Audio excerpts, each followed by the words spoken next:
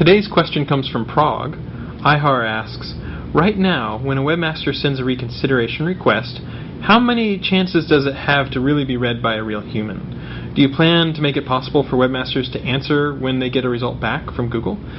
Great questions. So, whenever you do a reconsideration request, if you don't have any manual action by the web spam team, so there's no way that we could do anything in essence because it's algorithmically determining where you're ranking, those are automatically closed out. So those aren't looked at by a human being. But 100% of all the other reconsideration requests are looked at by a real person. We don't have the time to individually reply with a ton of detail, and so we do think about ways to be more scalable. And so I understand it might not be as satisfying to get, yeah, we think you're okay, or no, you still have issues.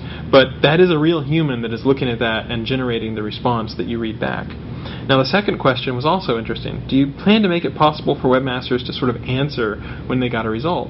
Well, if we say, for example, no, we still think there's issues with your site, we hope that you will take some time and investigate that and say, oh, here's something that I could do, here's a way that I could make that better.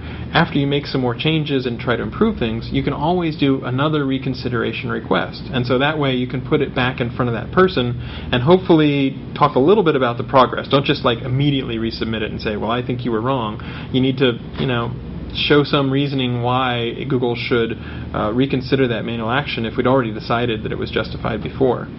We've actually been trying a very experimental program where when we see someone who's done a reconsideration request more than once, we'll sample a small number of those and send those to other people to sort of say, okay, let's do a deeper dig here. Maybe we need to send a little bit more info or investigate in a little bit more detail. It's just one of the ways that we've just been experimenting. We've actually been doing it for quite a while to try to figure out, okay, are there other ways that we can improve our process, other ways that we can communicate more? So it's the kind of thing that we don't guarantee that if you will appeal a couple times that you'll get any sort of more detailed of an answer, but there are people reading all of those reconsideration requests.